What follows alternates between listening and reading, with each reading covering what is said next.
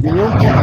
E eu, à noite, falei assim, agora eu vou pegar de noite, né? Aí eu começava a ler, meu olho arde à noite, eu não consigo ler, começa a dar um desespero em mim. É o tratamento. E eu tinha começado a academia, eu estava com o corpo esgotado. Olha, Nossa, estava horrível. Eu pensei, Senhor, só o pó, meu. Aí eu não consegui elaborar uma mensagem mais assim, recheada, entendeu? E aí que eu vejo, né?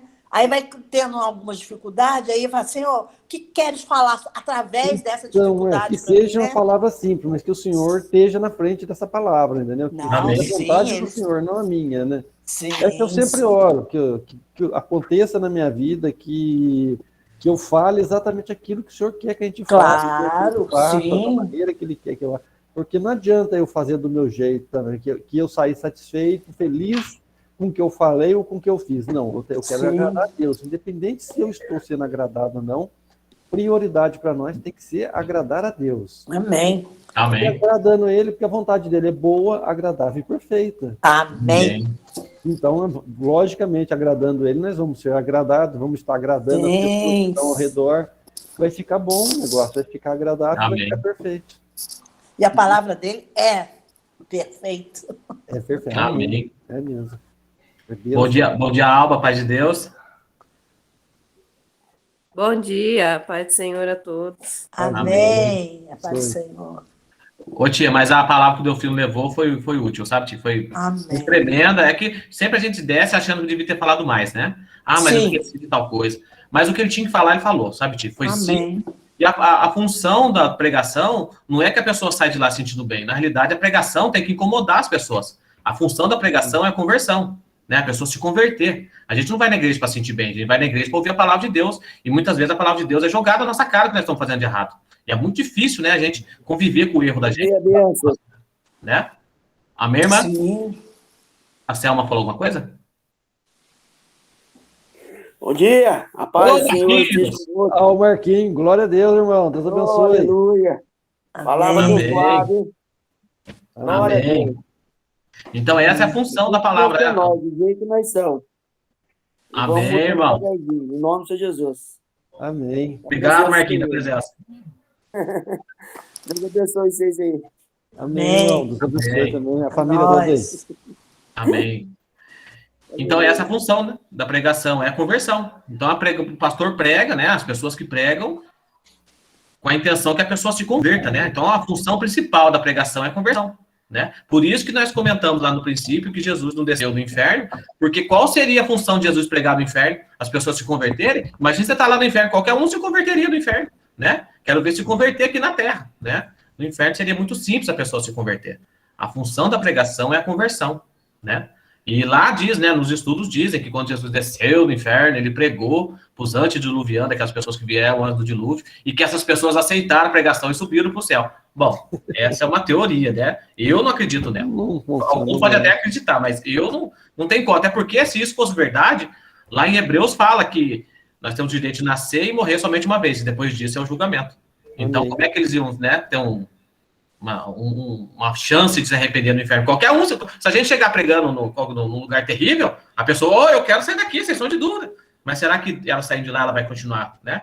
Então, essa é a minha visão, né? Claro que não sou o dono da verdade, né, irmãos? Mas a função da pregação é a conversão. Ninguém é dono da verdade, né? Verdade. Só Jesus. Irmãos, então, nós vamos começar, né, irmãos? Amém. Já são 9h30, né? Já tá na hora de a gente começar. Algum irmão, para mim não ficar forçando muito a tia, porque eu acho que eu exploro muito a tia nas orações. Algum Mas irmão... as orações dela é benção mesmo. Não, né? sem sombra de dúvida. Gente, oração é benção. Porque era eu que orava, mas aí depois que entrou a tia, eu falei assim, não, deixa a tia, que a oração dela é cheia de oração. Sério? Para nós. Eu fiquei com medo, tia, do meu filho ficar com ciúmes de eu chamar sua senhora, sabe? Benção, ele vai parar de falar comigo. Senhor, eu não brigo não, meu Deus. Com a minha flor eu não brigo, de jeito nenhum. Eu falo com as pétalas dela só, mas eu não brigo com ela. Aí, tá vendo? Só te arranca minhas pétalas. Mas, amém, irmão, se quiser orar, tia. Irmão. Esse é... Ai? Se a senhora quiser orar, à vontade, tia.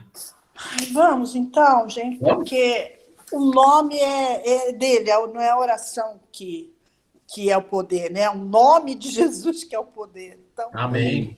Vamos. Olha o Júlio chegando. Amém, Júlio. Ó, o Júlio chegou. Tá chegando? Chegou o José. Amém, tia. Vamos. A paz do Senhor, Júlio. Então vamos juntos falar com esse maravilhoso Deus. Vamos estar, então. Pai, ó glorioso Deus, majestoso Deus dos céus e da terra, Criador de todo o universo, exaltado é o teu nome, nós te louvamos, nós te exaltamos na beleza da tua santidade, meu Deus. Tu és grande, tu és maravilhoso, tu és um Deus imensurável. Aleluia. Pai, queremos estar, Senhor, nesta manhã, mais uma vez agradecendo a Ti, ó Deus, pelas Tuas grandes misericórdias. Pai, pela noite que passamos, pelo ar que respiramos. Pai amado, obrigado, Pai querido, Tu és um Deus justo, Tu és um Deus santo. É através do Teu Filho, Jesus Cristo, a Tua graça, o nosso Redentor, o nosso Salvador, a nossa salvação. Obrigado, Jesus, obrigado, Deus, que através do Teu Espírito Santo, nesta manhã, com perdão de nossas falhas, nada somos, ó Pai, sem Ti nada somos, Tu és tudo para nós. Obrigado, obrigado por tudo que tem nos feito, que tem cuidado, Senhor, que tem segurado em nossas mãos. Pai, nesse culto, ou nessa aula, Senhor, que será um culto a Ti, ó Pai, que possamos aprender, Senhor, e também, Senhor, sermos tratados através da Tua palavra, Senhor. Precisamos ser, Senhor, viver, Senhor, o que aprendemos, através, Senhor, da Tua palavra, que há poder, que haja cura nesta manhã, que toda tristeza seja extirpada em nome de Jesus, que cada família, Senhor, seja, ó Pai, grandemente abençoado, ó Pai querido.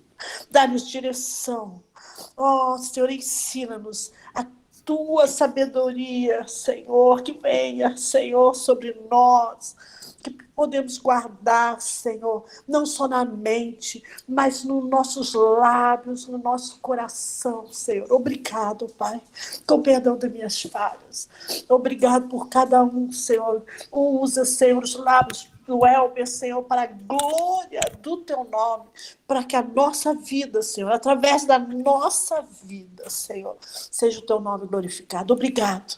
Obrigado por tudo, em nome de Jesus. Amém, amém, Amém. amém, amém. Glória a Deus. Glória Amém. a Deus, aleluia. Glória a Deus. Bom dia, Júlio. Tudo na Santa Paz de Deus? Bom dia a todos. Graças a Deus, tudo na paz. Dia na Amém. paz do Senhor. O Júlio cada dia mais jovem, né, gente? Olha pra você ver. Glória a Deus. Oi, Elber. Quem está Oi. em Cristo, nova criatura é. Sabe de onde que eu acabei de chegar? Ah, Eu acabei de pedalar 50 km de bicicleta. nossa Senhor, gente! Não é Cheguei só o agora. Rufino, não, hein? Por isso que tá chique a fisionomia dele, gente. Tá mais jovem, não precisa ver. Academia. Eu tinha vendido a bike anterior, comprei uma nova, né? Aí umas bênçãos que tem na nossa vida aí convidou para a gente pedalar. A gente foi até nas Pedrinhas, voltamos até no presídio que você conhece lá, passamos pelo Putim e saímos aqui. Nossa Senhor, vou comprar uma bicicleta para andar com você também, Júlio. Não compra, é bênção. É. Vou comprar. Você amarra uma corda atrás, faz ele puxar nós, o Elber. Ah, não. O Júlio é bom. Esse pessoal que pedalou comigo hoje, né, falava a mesma coisa. Aí eu dei incentivo para eles e hoje eles pedalam 60, 80, 100 km. Um prazer. Legal, Júlio.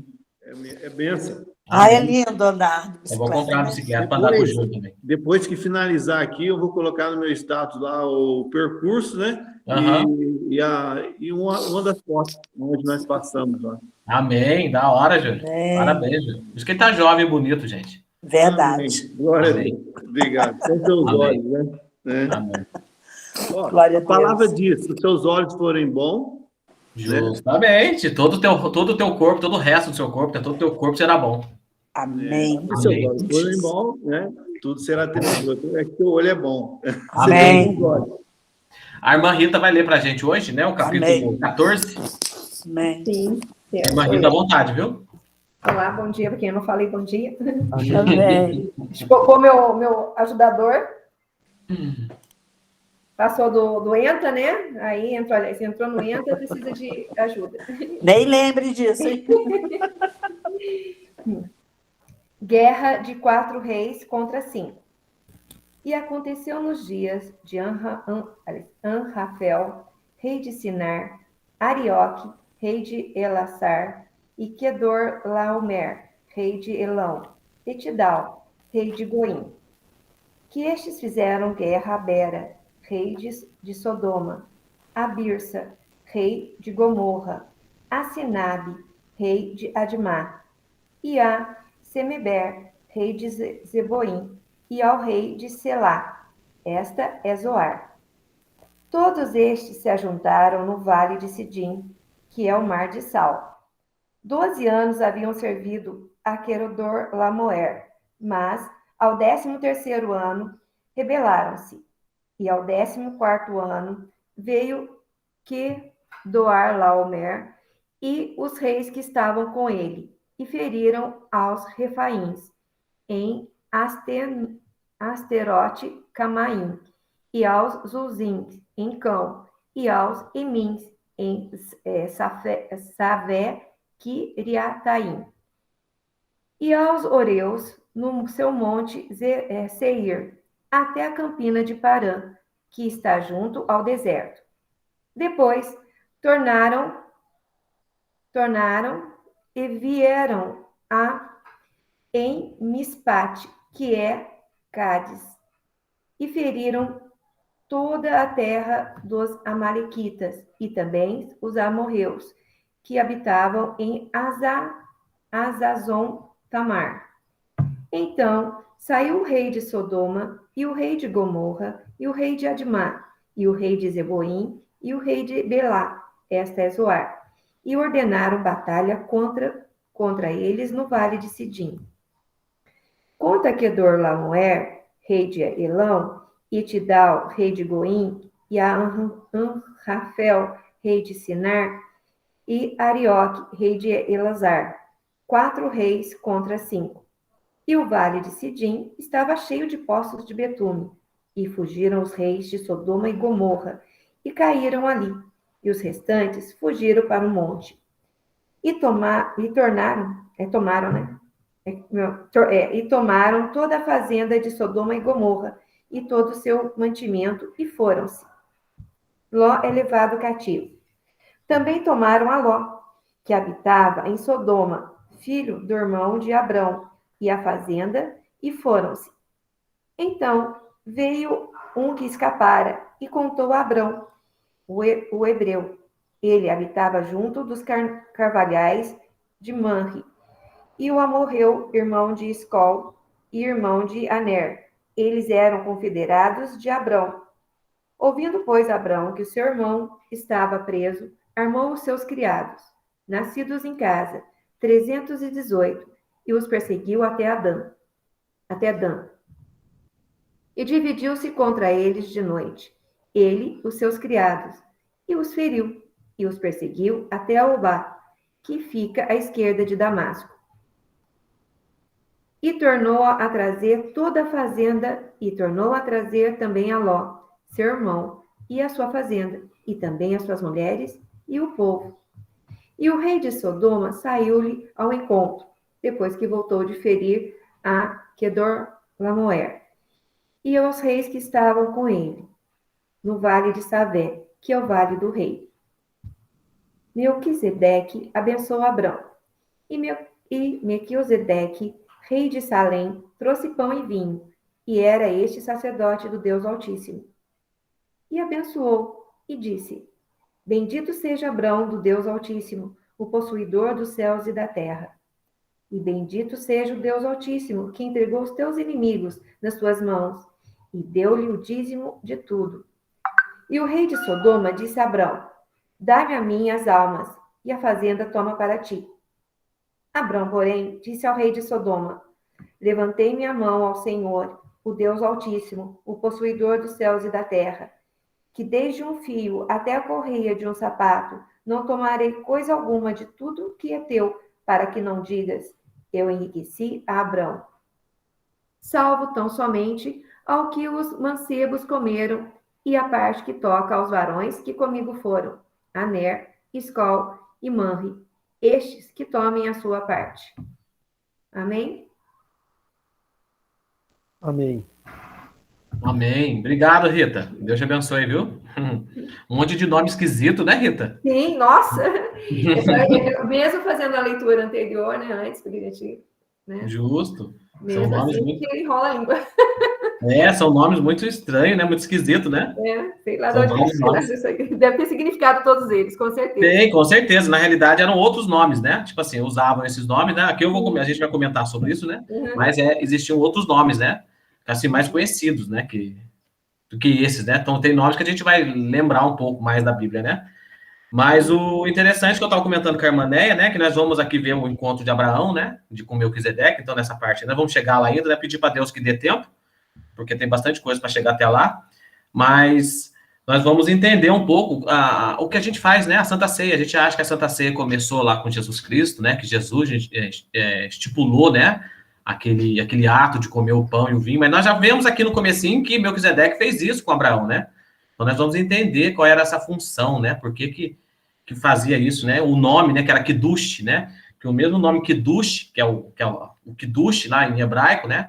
A Santa Ceia, a ceia é Kiddush, e ao mesmo tempo ela vem da raiz da palavra karov, né, que quer dizer santificar. Então, karov quer dizer santificar.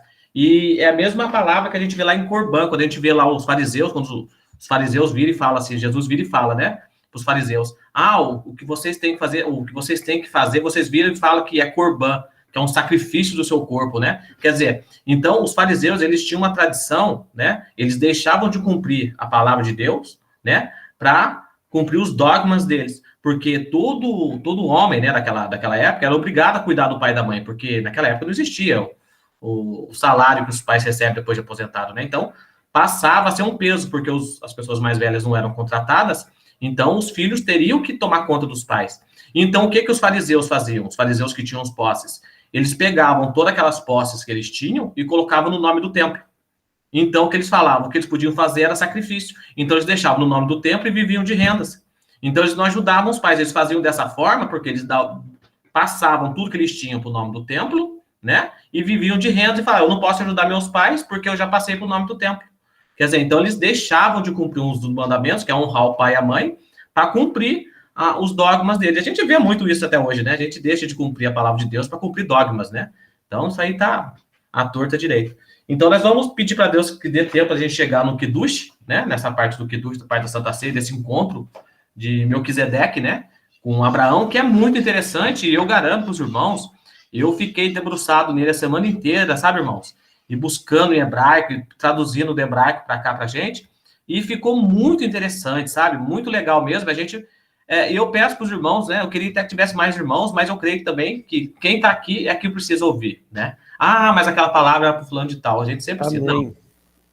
Quem está aqui é que vai ter que precisar ouvir, né? Que precisa ouvir. Talvez essas pessoas vão servir de farol lá na frente, né? Para poder repassar. É muito interessante. Muito interessante. Eu, fazendo o estudo, eu ficava pensando, puxa vida, o que tem por trás disso, né? Desse encontro de Melquisedeque. Quem era Melquisedeque, né? Só de antemão, dizer para os irmãos que Melquisedeque nada mais nada menos que era o filho Sem, né? De Abraão, de Noé, era o filho Sem, né? O primeiro filho de Abraão, de Noé. E o título, né? O nome Melquisedeque não é nome dele, era um título, né? Era um título que era usado, tanto é que fala que ele não tinha pai, não tinha mãe, né? Lá nós vemos mais para frente, nós iremos ver lá em Hebreus, fala que ele não tinha pai, não tinha mãe, é pelo fato de ser um título. Melquisedeque era um título, e depois, mais tarde, nós vemos que Jesus Cristo mesmo se torna um sumo sacerdote, pelo fato de Jesus não ser da tribo de Levi, para ser um sumo sacerdote, Jesus tinha que ser da tribo de Levi, né? Para ser um levita. Mas Jesus era da tribo de Judá, né? Então, o fato de Jesus se tornar um sumo sacerdote, ele não foi pela linha de Arão, mas foi pela linha de Melquisedeque, né? Então ele é um sumo sacerdote. Melquisedeque não precisou de Arão, até porque Melquisedeque veio anos, né? 500 anos antes de Arão e Moisés. Então é muito interessante, irmão. Nós vamos pedir para Deus que dê para a gente chegar lá e vamos começar logo para a gente chegar, né? Então, o princípio, né? O saque de Sodoma e a perda de Ló, né? Os primeiros 11 capítulos, os primeiros 11 versículos do capítulo 14, podem confundir o leitor do século XX, pois são estranhamente seculares. Pior ainda, parecem longínquos, sem sentido, enfadonhos, fica cansativo, né? A gente pega esses primeiros 14 capítulos, esse negócio de guerra, fica cansativo. Você vai lendo, muitas pessoas nem terminam de ler, porque a gente começa a ler, já imagina como é que vai terminar, a gente já pula, né? Mas eles contêm um relato de um confronto entre duas coalizões de reinos opostos.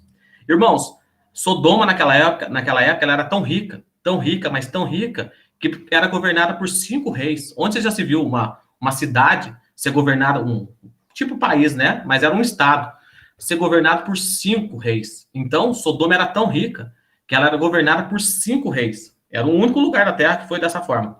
O primeiro bloco de nações era aquele formado pelos 4 reis mesopotâmios do Oriente. Kedorlaomer, rei de Elão, o atual Irã. Esse Elão, o lugar lá, Elão, quando fala Kedorlaomer, né, que ele era rei de Elão, é onde hoje é o Irã. Né? Kedorlaomer fica lá onde era o Irã. Parece ter sido líder, né? Kedorlaomer parecia ter sido líder. Sinar era a região antiga da Babilônia. Quando a gente vê falar Sinar, né, é a Babilônia, onde era a Babilônia, ali perto de Nínive, né? A segunda coligação era composta por 5 reis, incluindo os reis de Sodoma e Gomorra. Bera e Birsa faziam parte dessas coligações, né? Depois de 12 anos como vassalos dos reis orientais, os 5 reis do sul tentaram se livrar das suas algemas. Os reis orientais não podiam permitir que tal rebelião ficasse impune. A revolta não tinha passado despercebido dos outros povos que se encontravam na mesma situação. O desastre econômico resultante de se ignorar a insurreição seria devastador demais para ser considerado. Os 5 reis do sul controlavam o território onde ficava a Estrada Real. Irmão, deixa eu só comentar bem rapidinho para vocês. Essa Estrada Real se chamava Via Solis, né? Na época de Moisés. Por que quando Moisés sai, por que a palavra de Deus diz que ele não foi pelo caminho dos homens? Porque ali nessa Via Solis, de 20 em 20 quilômetros, tinha, como posso dizer para vocês, postos egípcios. Então, de 20 em 20 quilômetros, eles iam encontrar com egípcios para frente. E, com certeza, ia ter que guerrear com esses postos, né? Então, de 20 em 20 quilômetros, eles iriam ter que guerrear. Então, Deus fez eles pelo caminho do deserto. Foi mais sacrificante, né? Eles desceram, né? Depois nós vamos ver, né, esse caminho que eles passaram, mais tarde nós iremos ver, né? É o Ágapa, né? O lugar mais ou menos onde eles passaram do Mar Morto, tem certinho, até hoje tem um lugar do ponto certinho, sabe? É o único ponto que eles poderiam passar, aqueduto de Ágapa, que era o único lugar que eles poderiam passar, então nós vamos ver mais tarde. Então, esse caminho real era o caminho, Deus não deixou o povo ir, que seria muito mais rápido. Mas Deus não deixou passar por ali pelo fato de que de 20 em 20 quilômetros eles iam ter postos, né, de egípcios e com certeza, né, eles iam se apavorar e ia dar tudo errado. Então, por isso que Deus fala que não deixou o povo caminhar pelo caminho dos homens. Então, essa é a estrada real. Esta era a ligação terrestre por onde o comércio entre o Egito e os 4 reis orientais precisava passar. Quem tivesse o controle desse pedaço de terra teria o monopólio do comércio internacional. Quer dizer, então era um tremendo de um caminho, né? A rota tomada pelos reis mesopotâmios tem sido objeto de muita crítica. Ela revela um amplo movimento para o leste e sul, depois para o sudoeste, e então do nordeste para o lado ocidental do Mar Morto. Finalmente, as tropas se juntam, deixando claro seu objetivo final, as cidades do Vale de Sidim. Irmão, só bem rapidinho também. Historiadores dizem, né? A gente vê o historiador Flávio Josefo mesmo, quando ele comenta, né? Flávio Josefo, ele era da mesma época de Jesus, né? Então, ele era um historiador, ele era um fariseu historiador, né? Então, ele conta, né? Quando ele conta sobre esse tipo de situação, né? Ele também comenta que quando eles roubaram, né? Tudo que tinha ali, esses reis, né? Roubaram tudo que tinha em Sodoma, só que eles se embebedaram demais. Eles beberam demais, porque tinha muita bebida, né, em Sodoma. Eles se embebedaram. Então, esse foi o fato de dar tempo de Abraão encontrar com eles, e Abraão, somente com 318, né? 300 e poucas pessoas, conseguiu combater e vencer eles. É óbvio, a gente sabe que foi pela força de Deus, sem sombra de dúvida, né? Assim como Gideão também usou só 300 mais lá na frente, né?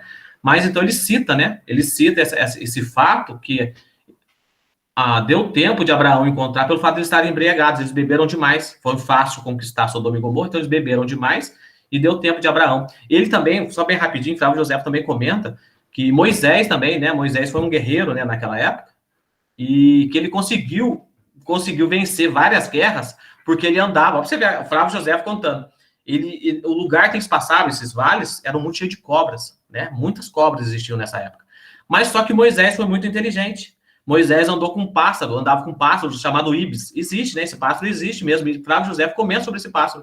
Então, Moisés andava com esses pássaros e soltava esses pássaros onde tinha essas cobras. Então, esses pássaros iam lá e matavam essas cobras, comiam essas cobras. Então, eles conseguiam passar. E eles falam a mesma coisa de Abraão. Eles comentam que Abraão usava também esses pássaros, né? Que soltava esses pássaros e os pássaros comiam as cobras e eles conseguiam passar. Mas são contos, né? De um historiador chamado Flávio José, que a gente pode acreditar ou pode não acreditar, mas é a ideia que eles tinham da situação naquela época. Amém, irmãos? Estou falando muito rápido? Não, amém, tá show de bola. Não, amém, tá bom. Amém. Então, duas explicações parecem satisfazer as objeções que são levantadas.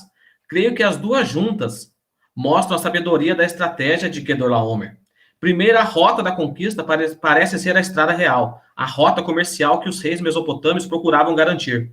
A rebelião dos 5 reis do sul pode muito bem ter suscitado atos semelhantes de outros reinos.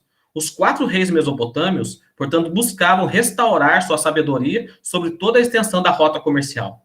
Segundo, os 4 reis procuravam lidar com os reinos rebeldes, um de cada vez, ao assegurar sua posição, primeiramente, com os outros reinos.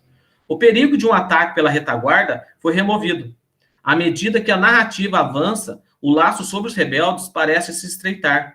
Talvez se esperasse que, conforme as vitórias fossem se acumulando, para os 4 reis, a rendição dos 5 reis do sul fosse preferível à derrota.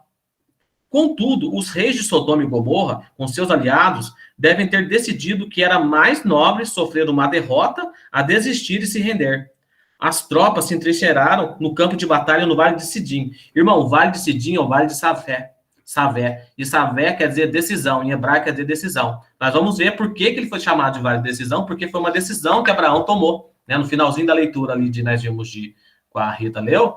Então, Abraão teve um encontro com Birsa, né? O Bersa, que era o rei de Sodoma, e teve um encontro com Melquisedeque. Então, ali teve uma decisão. Então, por isso que se tornou depois o Vale dos Reis, né? Vale de Savé, Vale de Sidim, o Vale da Decisão. Tem até uma música do Voz da Verdade que canta sobre o Vale da Decisão, né? Então, ali foi um vale de decisão. Então, Abraão decidiu, ou ele ia para um lado, ou ele iria para o outro, né? E, graças a Deus, Abraão decidiu ir para o lado certo. Sodoma e Gomorra foram saqueadas. Tudo e todos que podiam ser levados foram carregados. Este é o lado secular da notícia. No entanto, por que há tanta ênfase na descrição e nos detalhes deste episódio? Nós vemos que há muito detalhe, né? A resposta só pode ser encontrada no outro lado da notícia, a dimensão espiritual. Além dos fatos e números de estratégias e especulações do raciocínio humano, havia um propósito espiritual. Este incidente internacional não deve ser entendido apenas em termos de luta pelo poder e domínio econômico. Ele foi parte do programa de Deus soberano para a vida de 2 pessoas do seu povo, Ló e Abraão. Uma observação, aparentemente casual e incidental aos olhos esclarecidos, é fundamental. Agora eu vou ler para vocês 14:12. Tomaram também a Ló, filho do irmão de Abraão, que habitava em Sodoma, e os bens dele, e partiram. Para vocês verem que interessante. Que comentário sobre a decisão de Ló no capítulo 13? Ló preferiu agir com base em seus interesses econômicos, desprezando desta forma a aliança de Deus com Abraão. O que ele deveria ter aprendido é que aquele que vive pela espada morrerá. Interesse econômico também era a motivação dos reis das 2 coligações, a do sul e a dos mesopotâmios. Tudo que Ló parecia ter ganho ao tirar vantagem de Abraão foi perdido no instante. Vocês lembram, irmão, que nós ficamos muito focados no que aconteceu, que Ló, quando ele viu as campinas, né, do Jordão, ele cresceu o olho, né? Mas tudo que Ló parecia ter ganho ao tirar vantagem, porque Ló deve ter se gabado, né, com a mulher dele. Ó, eu sou esperto, ó, meu tio é burro, ó o que eu consegui, ó, meu tio vai pená-la agora lá. Então, tudo que Ló parecia ter ganho ao tirar vantagem de Abraão foi perdido num instante. E aparentemente por acaso. Ele foi capturado em meio a um incidente internacional. Será possível imaginar os pensamentos que se passavam pela sua cabeça quando ele e sua família e todos os seus bens estavam sendo levados para um lugar distante? Ele que tinha sido tão esperto, agora era escravo. E tudo por causa da sua escolha interesseira. Amém, irmãos? Nós vimos lá que ele foi muito interesseiro, né? O tio dele deixou ele escolher primeiro. O que ele deveria falar? Não, tio, o senhor que escolhe. O senhor é o mais velho. Mas não, o tio passou para ele a oportunidade na hora ele escolheu as Campinas, né? Amém. E ele tinha que ter lembrado também, né, Elber, que Jesus tinha falado para Abraão, aquele que te amaldiçoar será amaldiçoado, aquele que te abençoar será abençoado. Amém. Pequenino detalhe, daqui a pouco a vida dele, né? Fora que ele era influenciado pela esposa também, né? Verdade, Júlio, sem sombra de dúvida. Você reparou também que é dito que ele estava vivendo em Sodoma?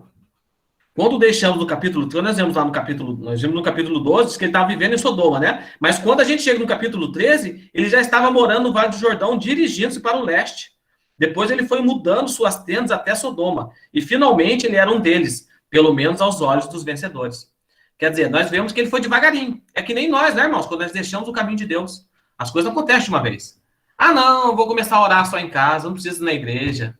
Ah, mas acho que eu não preciso orar todo dia, orar uma vez por dia, tá bom, uma vez por dia, tá bom, toda hora, uma vez por dia. Ah, não, uma vez por semana.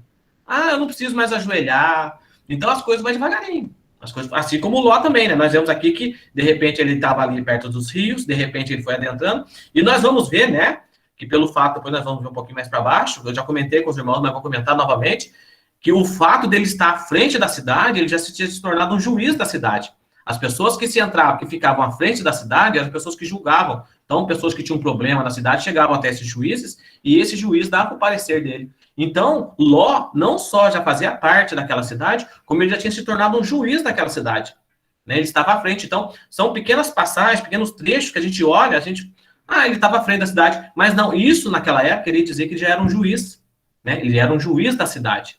Ele não era qualquer pessoa, ele já era uma autoridade da cidade. Então, Ló já tinha se incorporado, né? Já estava totalmente vivendo como uma pessoa de Sodoma, né? E nós vemos também, nós comentamos, só frisando, né?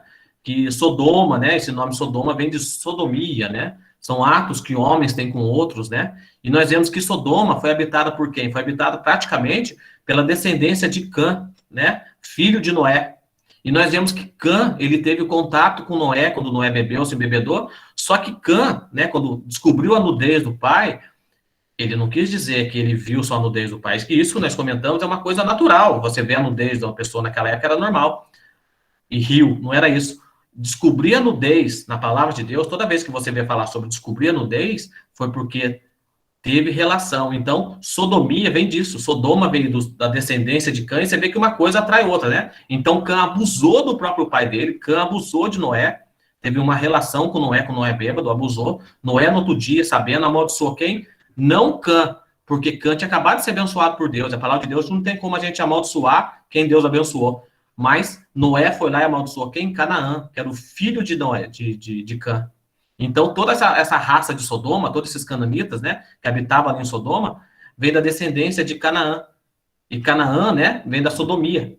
Então, o relacionamento, né, que teve Cã abusando do próprio pai Noé, então veio toda essa descendência. Então, nós vemos, né, a raça que era, o povo tão difícil que era, né, a cultura desse povo. Era um povo que não tinha, assim, como posso dizer para vocês, não tinha ética nenhuma, né? Porque quando chega aqueles anjos, mais para baixo nós vamos ver, quando os anjos chegam até lá, eles querem abusar daqueles anjos. Eles não queriam conhecer aqueles anjos, aquelas pessoas, né? Eles queriam abusar, tragam eles aqui para fora para que a gente possa abusar deles.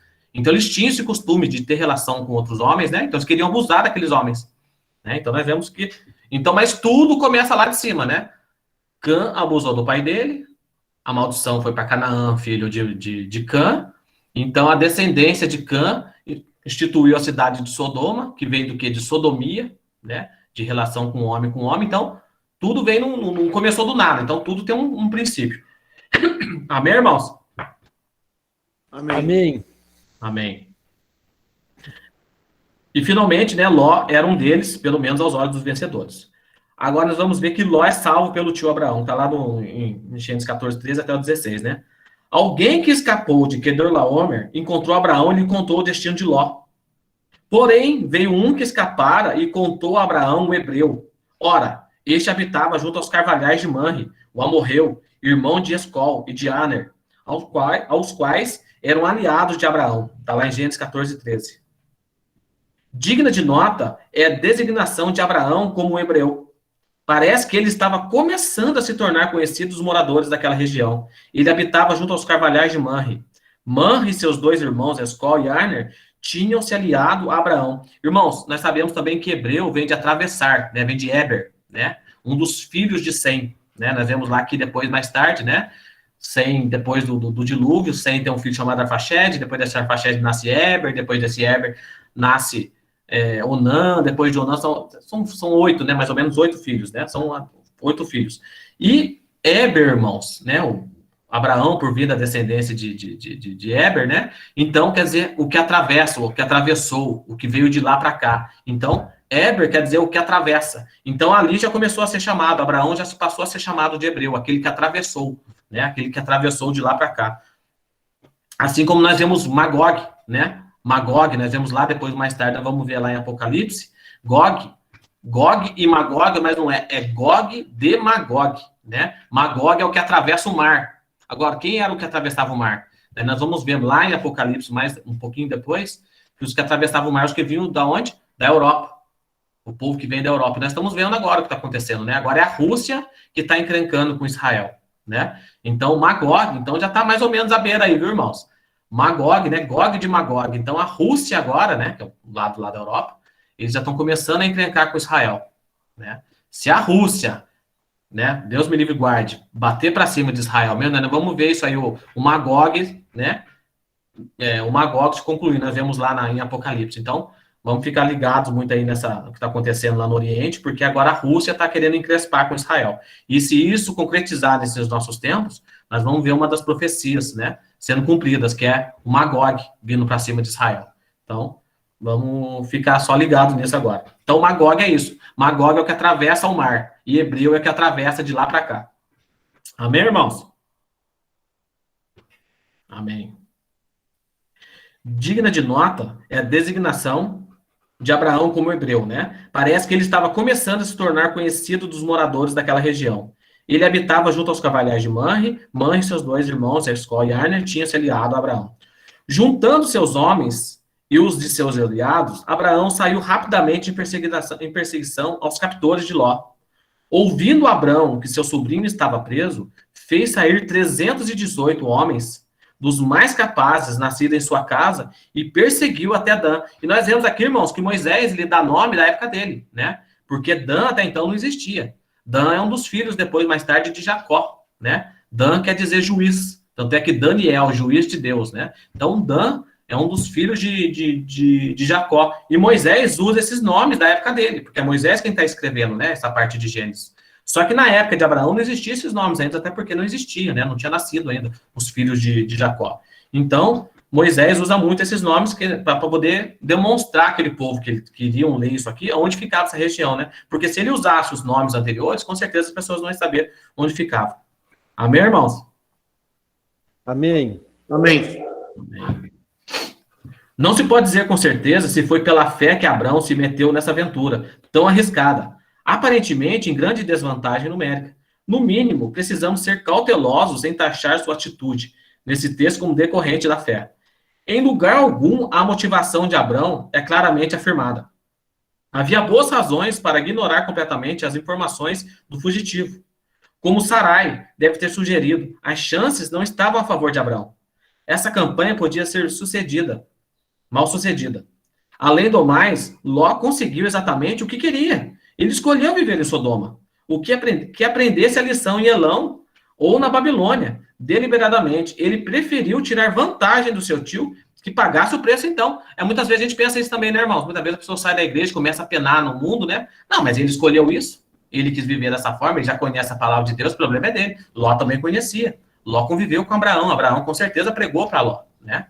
Não essa pregação que a gente tem de Jesus, mas Abraão pregou para Ló, com certeza, que existia um Deus único, né? que deveria existir um jeito certo de servir esse Deus único, e com certeza Sodoma não existia altares para ele poder servir esse Deus, né? Então nós também conhecemos muitos irmãos, né, que muitas vezes saem, se desviam, mas a gente acha assim, não, o problema é dele, ele conhece a palavra de Deus. Mas não, Abraão podia agir dessa forma. Abraão falou, não, mas ele passou a perna de mim, né? Ele quis o que ele queria, é o fruto do que ele está colhendo o fruto. A gente usa muito isso, né? Ele está colhendo os frutos. Mas não, Abraão era um intercessor, assim como Moisés também foi um intercessor. Assim como nós devemos ser intercessores, né? Amém. Amém, irmãos? Então, Abraão, mesmo sabendo que tinha sido passado para trás pelo sobrinho, né? Deve ter escutado muita mulheria falando, eu falei para você que seu sobrinho, que o meu irmão não prestava, porque até então Ló era irmão de Sarai, né? Falei para você, né? Dançou, você é burro, mas mesmo assim, Abraão não teve raiva, não teve ódio. Ele se colocou, na realidade, por exemplo, sair contra 5 reis, 4 reis, com 318 pessoas. Mas Abraão confiava em Deus, né? Muitas vezes a gente está orando por um irmão que está desviado, mas, puxa, ele está tão agora afundado em pecados, irmãos. Mas para isso não é nada. A palavra de Deus diz lá, quando Deus fala para Moisés mesmo, estão os meus braços encolhidos para não poder fazer?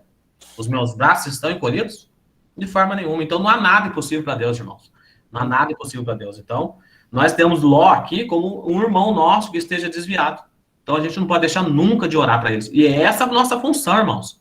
A nossa função não é pegar a Bíblia nossa, enfiar embaixo do braço e ir para a igreja, cantar, chorar, o pelo arrepiar lá na igreja e voltar. Não. A função nossa é interceder. A função nossa é intercessão, né? Nós vemos aqui muitos casos, irmãos, de intercessão, de se colocar no lugar da pessoa, né? O próprio Abraão, quando Sodoma e Gomorra, um pouquinho mais para frente ali no capítulo 18, quando vai ser destruído, Abraão se coloca à frente, fala, não, mas se tiver 50, se tiver 40, se tiver 30, se tiver 10, quer dizer, ele estava correndo um risco ali também de ser destruído. Quem era ele para poder querer pular na frente de Deus e ensinar a Deus o que fazer, né? Sugerir a Deus que faça de um jeito, faça de outro. Então Abraão foi um intercessor. Assim como Moisés também lá na frente vai ser um intercessor também, quando Deus vira e fala, não, agora eu vou destruir todo esse povo. Moisés, a partir de agora eu vou construir uma nova raça com você e sua mulher. Moisés fala, não, senhor, de forma nenhuma. Se o senhor destruir esse povo, destrua eu junto com eles. Então a gente ser intercessor, irmãos. Por isso que muitas vezes a gente pede assim, Senhor, volta logo, Jesus, volta logo, Senhor Jesus. Mas será que nós já terminamos fazendo nossa função? Será que se Noé demorasse, em vez de demorar 120 anos, demorasse 300 anos, Deus ia destruir a terra em 120 anos? Não. Deus só ia destruir a terra com dilúvio quando a arca estivesse pronta. É a mesma coisa nós, irmãos. Muito mal não acontece à terra em favor dos que aqui estão ainda. Estamos intercedendo, né? Então, o nosso serviço não terminou ainda. Nossa função é o quê? Proclamar a palavra de Deus, né? É simples, mas ao mesmo tempo é composto de uma responsabilidade muito grande. Então, essa foi a função. Assim foi a de Abraão. Abraão fez a mesma coisa. Amém, irmãos? Amém. Amém. Amém. Se a atitude de Abraão foi uma questão de fé ou de honra, não posso dizer com certeza.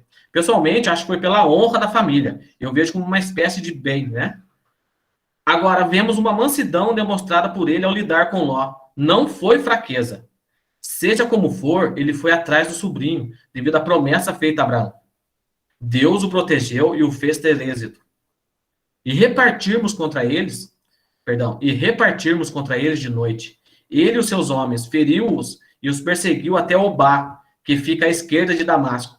Trouxe de novo todos os bens e também a Ló, seu sobrinho, os bens dele. E olha pra você ver que interessante, ele trouxe os bens do filho dele, do sobrinho dele também. E ainda as mulheres e o povo, está lá em Gênesis 14, 15 e 16. Abrão, ao que parece, tinha uma poderosa mente militar. Ele empregou uma marcha forçada e realizou um ataque surpresa de várias posições. Ao que tudo indica, ele foi o comandante dos seus próprios homens e também dos homens de seus aliados.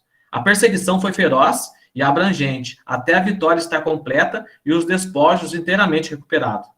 Tudo foi retomado, os bens, as pessoas e o próprio Ló.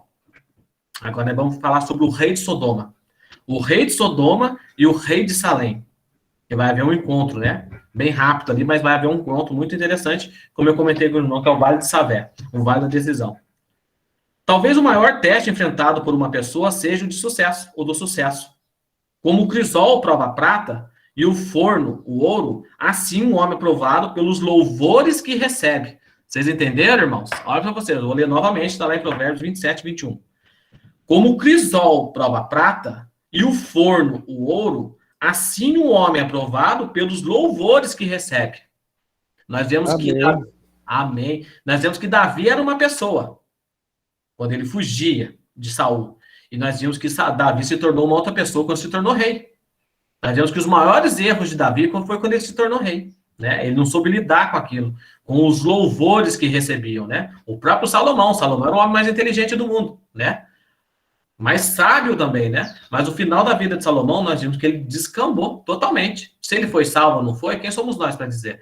Mas se a gente for falar pegar somente o final da vida de Salomão, não é exemplo para ninguém, né? Muito pelo contrário.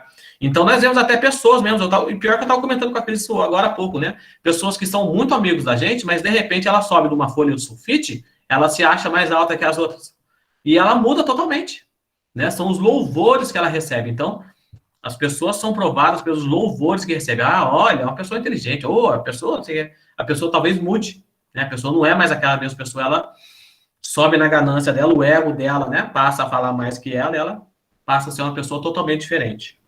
Amém, irmãos? Eu vou chegar. Amém, amém. Interessante, Elber, que Salomão pediu sabedoria para Deus, né? Uhum. Então, era o homem mais sábio praticamente considerado da Bíblia, o mais sábio que teve até hoje, né? Uhum. E mesmo assim ainda cometeu os erros que cometeu. Então, quer dizer, a gente não deve pedir sabedoria para Deus, a gente deve pedir que a unção dele nunca saia de nós, né? Que o Espírito dele nunca deixe que nós nos desviemos da presença dele. Acho que deveria ter sido esse o pedido dele.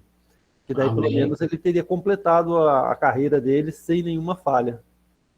Amém. Ele teve a oportunidade, né? A palavra de Deus foi em sonho, né? Ele tinha contato com Deus em sonho, né? Ele não via Deus assim do dia a dia, mas a palavra de Deus diz que em sonhos, né? Ele tinha contato com Deus, ele dormia, sonhava, né? Tinha essas revelações de Deus. Então, ele pediu sabedoria para Deus. E Deus falou, então, já que você pediu uma coisa boa, né? Você não pediu riquezas, mas automaticamente essas coisas vão vir junto, né? Vão vir junto com a sua sabedoria, né? Tanto é que o nome mesmo, Salomão, vem de Salém, né? Salém quer dizer Shalom, quer dizer paz. Então, ele foi um reino mais tranquilo. Tanto é que ele não teve guerra com ninguém, porque ele foi muito inteligente. Porque quem guerreava contra eles era quem? Era o Egito.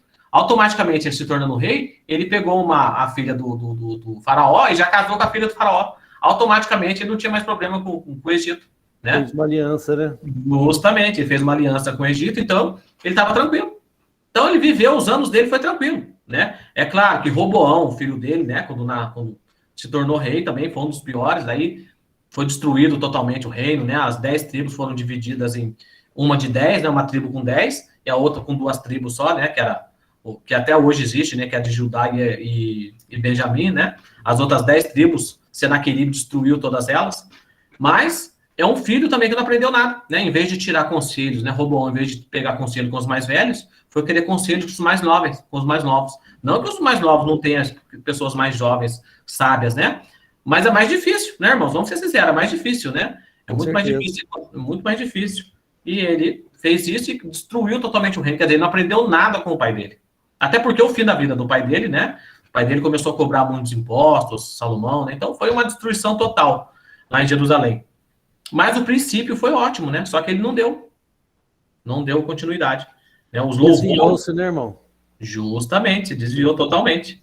Né? Tanta sabedoria e no fim não serviu de nada no final. Justamente. A rainha... Diz, né? O corredor não precisa ser o primeiro a chegar, ele tem que chegar até o final, né?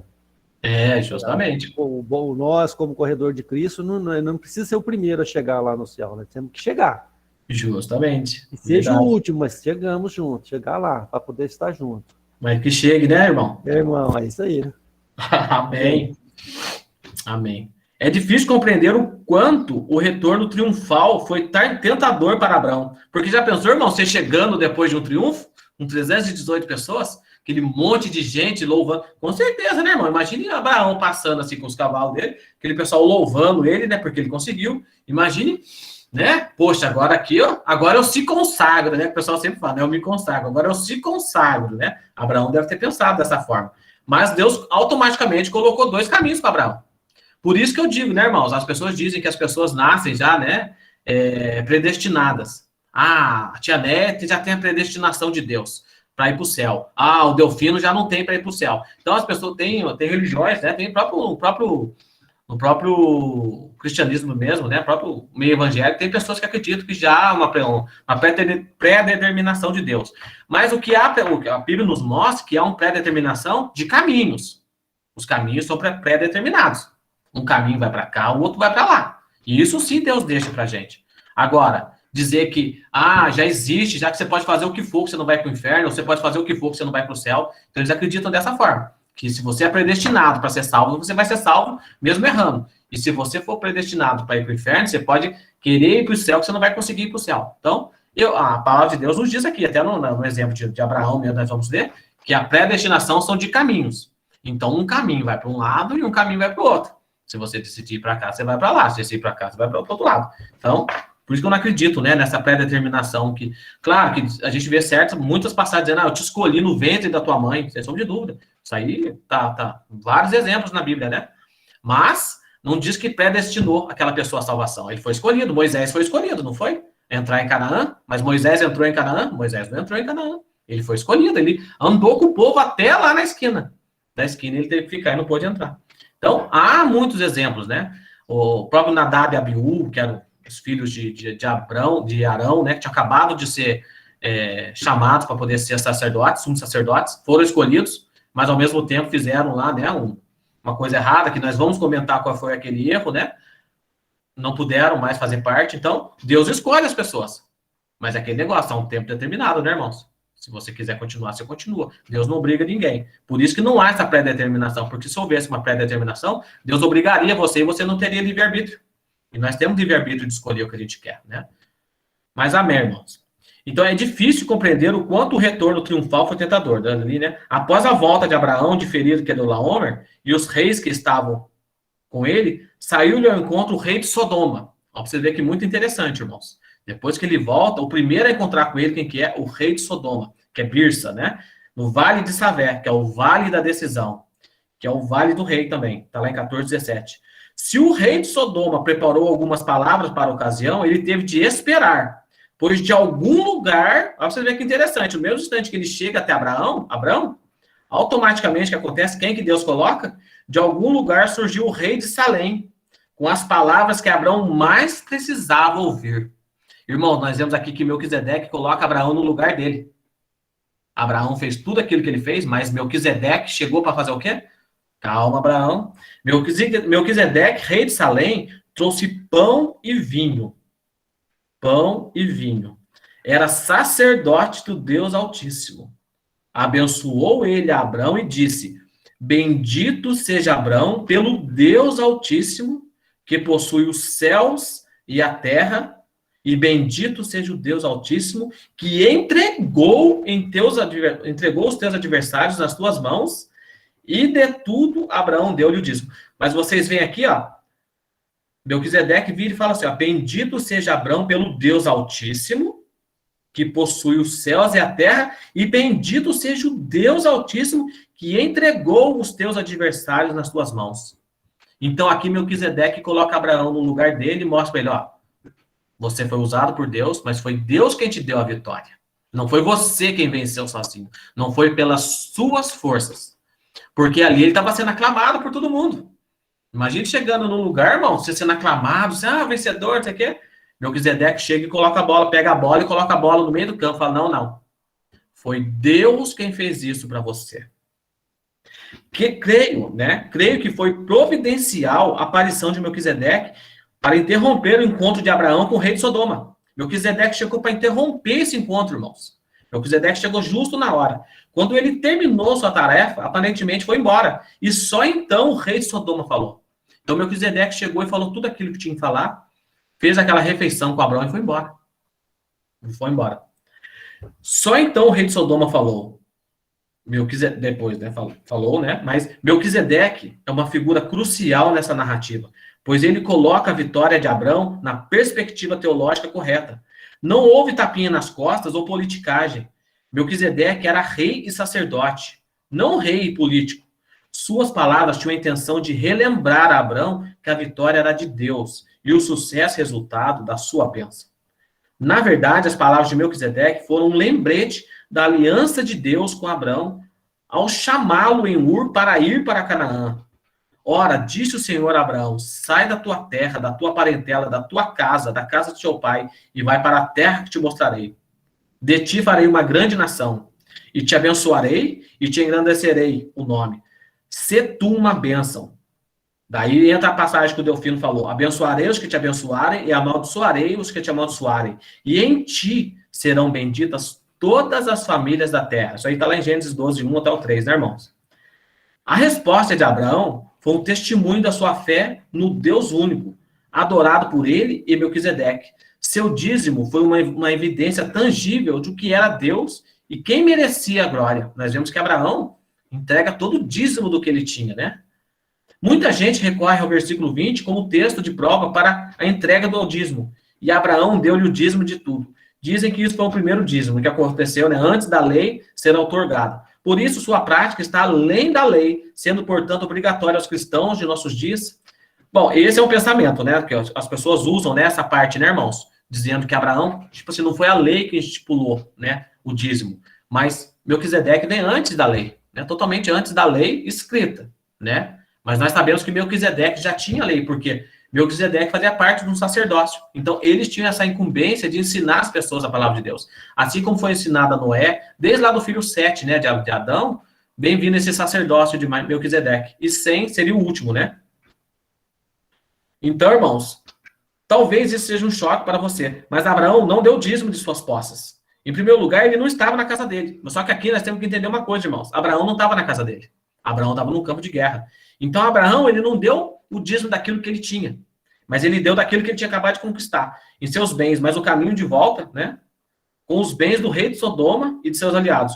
O escritor aos Hebreus nos informa o conteúdo do dízimo de Abraão.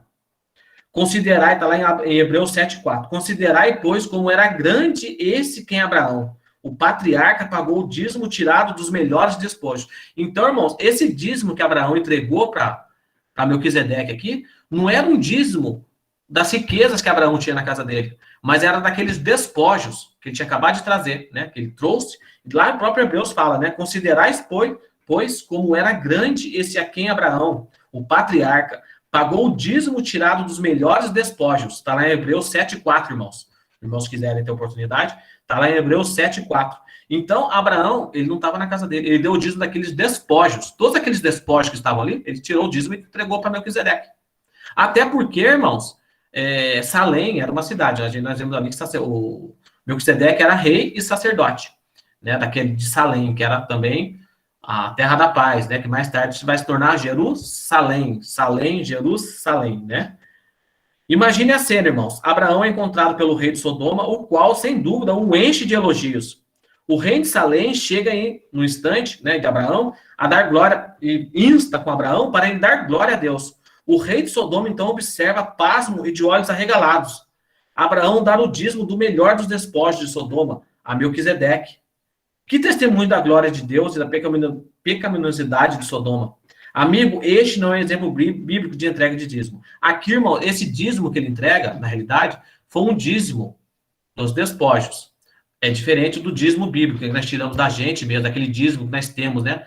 Do nosso dízimo, do nosso ganho, né? Ali foi dos despojos, né? Aqui é bem especificado, até o Hebreus mesmo explica. Então, aqui foi o dízimo dos despojos. É que muitas pessoas usam, né, como exemplo, né, de dízimo. Mas esse dízimo era o dízimo dos despojos que veio de Sodoma, né? Da luta que ele teve para recuperar aqueles despojos, né? Que testemunho da glória de Deus e da pecaminosidade de Sodoma. O rei de Sodoma sabia muito bem que ao vencedor pertencem os despojos. Além disso, ele testemunhou a entrega de 1/10 de seus bens ao rei de Salém. O melhor acordo a que este rei pagão podia chegar era reaver as pessoas e entregar os bens para Abraão.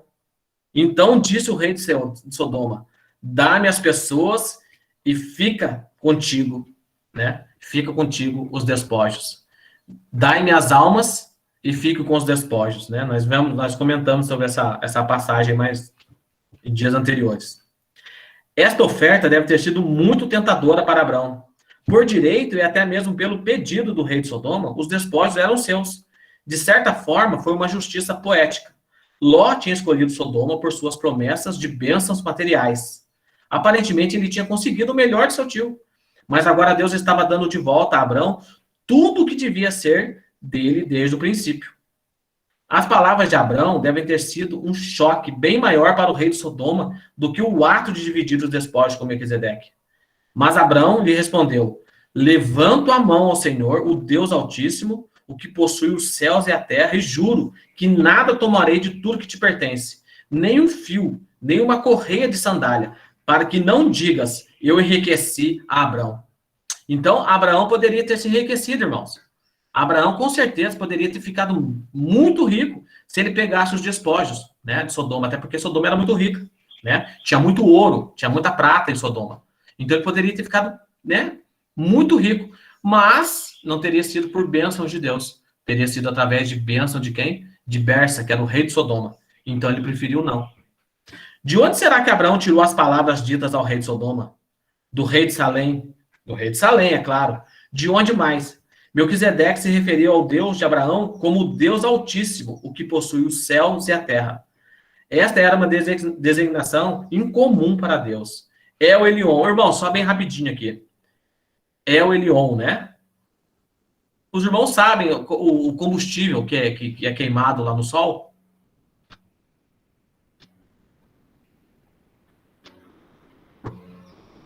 Os irmãos sabem? É o gás hélio. É o gás hélio. Então, você vê, El Elyon, hélio, né? Então, eles tinham esse nome, irmão, hélio, né? Elyon vem de hélio, né? Que é o combustível que é queimado. A gente sabe que é o gás hélio, né? Que é queimado lá no Sol. O Sol, ele não é um fogo, né? É uma reação química que acontece no Sol que esquenta aqui a Terra, né? Não só a Terra, como os outros planetas todos. Então, o gás hélio, né? Hélio, Elyon, usaram, né? Usaram para referir mais tarde para Deus, né? Como Elyon, mas eles tiram de hélio, né? Querendo ou não, eu não acho assim tão correto usar El Elyon, né? Mas é o que muitos usam. Então, Elyon vem de hélio, que é o gás hélio que é usado no Sol, porque o Sol, para muitos, era tido como um deus, né? Era tido como um deus. E esse nome, né? Esse nome hélio, né? Hélio foi inventado lá nos primórdios, né? Então, tem muito também de misticismo em cima disso, né? Então, eles costumavam chamar de El Elyon em referência ao hélio, o gás hélio que é queimado no Sol. Amém, irmãos? Amém. E mesmo assim, Abraão usou as mesmas palavras ditas por Melquisedeque. Creio que a chegada do rei de Salém foi um momento decisivo para Abraão, pois colocou sua vitória em perspectiva correta. Embora os homens possam dar glória a homens, os santos devem dar glória a Deus, pois qualquer vitória, no final das contas, é sua, não nossa. Por esta razão, Abraão não podia aceitar a oferta de ficar com os bens de Sodoma. Ele, como Melquisedeque, tinha zelo pelo que a glória de Deus fosse dele somente. Aceitar qualquer coisa de um rei pagão seria dar a ele a oportunidade de supor que sua oferta fosse responsável pelo sucesso de Abraão. O valor dos bens era muito alto, por isso Abraão recusou o que por direito era seu. Abraão chegou a essa maravilhosa conclusão, mas observe que ele não empurra suas convicções goela abaixo de seus aliados. Nada quero para mim, senão o que os rapazes comeram, né? E a parte que toca aos homens, Aner, Escol e Manre, que foram comigo. Estes que tomem o seu quinhão. Quer dizer, Abraão sabia o que era melhor para ele. Mas os outros também deveriam saber o que era melhor para eles, né? Ele não impôs goela abaixo daquelas pessoas. Ele fez a escolha dele, mas a escolha das outras pessoas eram eles que deveriam ser feitas essa escolha. Que nem filho da gente, né, irmãos? Muitas vezes a gente sabe o que é melhor pra gente, né? A gente ora a Deus para que os filhos sigam os mesmos caminhos da gente, mas não tem como a gente enfiar a goela abaixo do filho da gente, a não ser pelo exemplo da gente mesmo, né? Muitas vezes a gente prega pro filho da gente, mas a gente é totalmente, né, desvirtuado, a gente é uma pessoa dentro da igreja, e em casa somos outros, né? A própria esposa do Martinho Lutero, né, diz a história, né, que a esposa de Martinho Lutero vivia falando que o sonho dela era morar dentro da igreja, porque Martinho Lutero era uma pessoa dentro da igreja e em casa era outra. Então, aqui mais ou menos é o que Abraão deixa. Bom, ele fez a escolha dele. Se as pessoas que andam com ele vão fazer a mesma escolha com ele, ele não tem assim, não vai impor a eles têm um livre-arbítrio, né? Amém, irmãos? Welber. Oi. Quando o rei de Sodoma fala que ele entrega os despojos, mas ele queria o povo de Abraão como oferta, não, e que Abraão ficasse com os despojos, é esse? Justamente, ele virou, porque Abraão trouxe, né? Abraão, além de trazer todos os despojos, toda aquela riqueza, Então, ele trouxe também as almas, né? Porque, tipo assim, quando aqueles 4 reis, eles vão até Sodoma, eles saqueiam a cidade e levam as pessoas também. Tanto é que Ló e a família deles são levados, né? Então, o que o rei de Sodoma? Porque Sodoma era rica. Sodoma, tipo assim, todo aquele ouro que estava ali, eles poderiam ter muito mais lá, né, em Sodoma, né? Então, para eles, aquela riqueza maior era aquelas pessoas, eles queriam aquelas pessoas, né? Então, ele virou e falou assim, ó, pode ficar com todo esse ouro aí, Abraão, mas me dê essas pessoas, eu quero as pessoas para mim. Então, é essa frase, né? Fique com os despojos, né? E dê minhas almas, ou dê minhas almas e fique com os despojos. Abraão virou e falou assim, eu não quero nenhum nem outro, né? Eu prefiro nenhum nem outro. Quer dizer, ele fez uma sugestão para Abraão, né? Tipo assim, escolhe isso ou aquilo. Abraão falou, eu não quero nenhum dos dois. Amém. Amém? Amém. Amém, tia? A tia mudou de lugar agora. É, porque acabou minha bateria e ela foi arrumar para mim, por favor. Ela foi para beirada da piscina aí, né, tia? Estou aqui no sofá. Ah, que chique. Amém. O que os homens comiam das mercadorias de Sodoma não ia ser reembolsado. No entanto, o que era devido aos outros, que não estavam ligados a Deus pela fé, não deveria ser sonegado. Agora eu vou chegar à minha conclusão aqui, tá, irmãos? Dessa parte. Amém, irmãos? Amém. Acima de qualquer outra coisa, o acontecimento de Gênesis 14 pode nos dar um comentário divino sobre as decisões tomadas no capítulo 14. Nós vemos que as decisões que foram tomadas no capítulo 13, os frutos foram colhidos no capítulo 14. Ló preferiu Sodoma e o seu egoísmo e quase perdeu tudo por causa disso. Abraão preferiu seguir a paz e por isso lhe foi concedida uma vitória militar. Ló confiou em si mesmo e se tornou escravo. Abraão, você vê, né, irmãos? A gente muitas vezes escolhe, né? As escolhas da gente nos faz tornar escravos, né? Mas escravos do pecado, né? E foi o que aconteceu com Ló. Abraão confiou em Deus e se tornou uma figura proeminente entre seus irmãos. Como as nossas decisões se mostram diferentes à luz da história. A história só pesa as decisões dos homens. Esta passagem também é um lembrete da soberania de Deus nas questões humanas. Deus está no controle da história. Os acontecimentos que parecem apenas seculares, muitas vezes têm um propósito e significado espiritual bem mais profundo. O que parecia ser uma situação trágica, onde Ló foi apanhado na disputa entre duas facções políticas opostas, na verdade era um propósito de Deus sendo realizado para benefício dos dois homens, principalmente Ló e Abraão. Eis aí, amigo cristão, o outro lado das notícias. A aparição de Melquisedeque também me faz lembrar de que não existem patrulheiros solitários na fé cristã. Há épocas em que temos a impressão de que ninguém mais parece ter fé. No entanto, isso é apenas ilusão. Nós vemos lá em 1 Reis 19, 14, 18, né? Lá estava um rei sacerdote temente a Deus. Melquisedeque, o qual ainda não tínhamos visto e nem veremos depois, mas que era um verdadeiro crente. Deus trabalha por intermédio de homens. Meu amigo, embora não agrade ser autossuficientes, isso não agrada a Deus.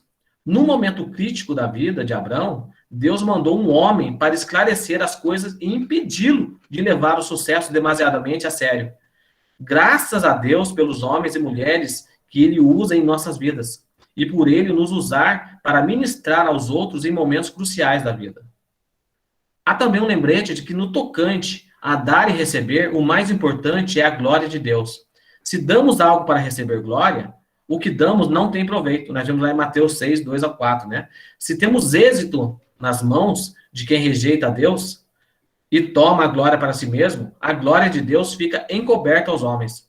Sejamos mais cautelosos com relação ao dinheiro e às coisas materiais. Algumas pessoas podem receber dinheiro até mesmo do diabo, mas não de Abraão, mas não do Deus de Abraão. Irmão, porque o dinheiro, né? É claro que a gente precisa do dinheiro, a gente está aqui na Terra, há essa necessidade de dinheiro. Mas tem gente que vive em função do dinheiro, né? Tem muitas pessoas que deixam de participar de um culto, né? É claro, as professoras têm um trabalho para fazer, muitas vezes não dá para ir no culto, né? Mas pessoas que têm essa visão de ficar rico, de querer ser rico, de querer ter isso, aquilo, outro, e vai deixando de lado, né? Com certeza não tem comunhão, né? Por mais que a gente, né, queira estar numa igreja, muitas pessoas estão na igreja, mas estão pensando em ganhar dinheiro. Vou ganhar dinheiro dessa forma, vou ganhar dinheiro daquele jeito. Aí eu vou para a igreja para ganhar dinheiro, eu vou para a igreja para ficar rico. Bom, nós sabemos que o diabo pode fazer isso também. Né? Nós sabemos sem sombra de dúvida. Tanto é que ele oferece para o próprio Jesus, né? Leva Jesus naquele alto monte e fala, bom, se você me adorar, e é muito interessante, irmãos, nós não vemos na Bíblia Deus pedindo para a gente adorar ele para receber riquezas, de forma nenhuma. Mas nós vemos quem? Satanás dizendo dessa forma. Adore-me, que eu darei-te riqueza. Né? Se você me adorar, te darei. Ele falou para Jesus. Se ele falou para Jesus, não vai falar para a gente, irmãos? Né? E Satanás, irmãos, ele tem assim, uma vantagem. Por quê? Porque as tentações de Satanás a gente consegue enxergar. Né? A nossa fé que nós temos em Deus, muitas vezes a gente não enxerga. Por isso que nós acreditamos em Deus. Porque nós temos fé. Mas Satanás, ele larga na frente, porque as tentações dele a gente consegue ver, né? E a gente falar que não há prazer no pecado é mentira. O prazer te dá o pecado te dá um prazer momentâneo, sem sombra de dúvida. Né? A gente fala, não há prazer no pecado. Claro, não há um prazer perpétuo no pecado. Mas o pecado, irmão, cometido, é claro que ele te dá um prazer, senão as pessoas não cometiam. Você acha que a pessoa que vai lá e cheira uma cocaína, uma pessoa que fuma um crack, uma pessoa que bebe, aquilo ali é um prazer momentâneo, então dá um prazer momentâneo. Mas o que acarreta depois daquilo, né, é que é a tristeza, né? Então, Satanás, ele larga um pouco na frente, porque as tentações dele a gente consegue enxergar. Então, tudo aquilo que ele promete pra gente, a gente consegue enxergar. E muitas vezes a gente está na igreja há muito tempo, meu pai, mas não está acontecendo nada. Mas isso, eu vou mudar de igreja. Talvez na outra igreja eu consiga aquilo que eu quero. Né? A impressão que passa é que você está numa igreja errada, você tem que ir para uma outra igreja para você receber a bênção, só se você estiver em outra igreja. Quer dizer, então você não precisa mais se arrepender. Quando você faz algo de errado, não foi você quem fez errado, você está com Satanás no corpo. Então você está com o espírito mal, então você não precisa mais se arrepender. Então, todo tipo de pecado agora é jogado nas costas de Satanás. Aconteceu uma coisa errada na sua vida, Satanás está se levantando. Quer dizer, a gente comete um monte de coisa errada e depois joga nas costas dele. Né? Foi o que Eva fez, muitos casos na Bíblia, né? É relatado dessa forma. Então a gente comete coisas erradas e a gente não precisa mais se arrepender. É só jogar nas costas de Satanás. Só que no último dia, né? Satanás vai ser lançado no inferno, mas muitos outros vão junto com ele também. Né? Queira nós nunca passar nem perto disso. E Satanás não é dono do inferno. Na realidade, o inferno é para Satanás. Nós vemos muitos desenhinhos, né? Muitas fotos. Satanás lá com um tacho, tomando conta. Não. Satanás vai entrar dentro do tacho também. Satanás não mora no inferno. O inferno foi pronto, está sendo pronto, né? Foi feito para ele. Mas não é de Satanás, é para Satanás. Amém, irmãos? Amém. Amém. Boa colocação sua, Elber, em respeito de que o Satanás oferece para as pessoas, né? Aí vem a ambição, né? Aí vem a maldição, vem uma sequência de coisas que a pessoa, pela ambição, fica cego das consequências, né? Fica cego através da procedência do pecado, né?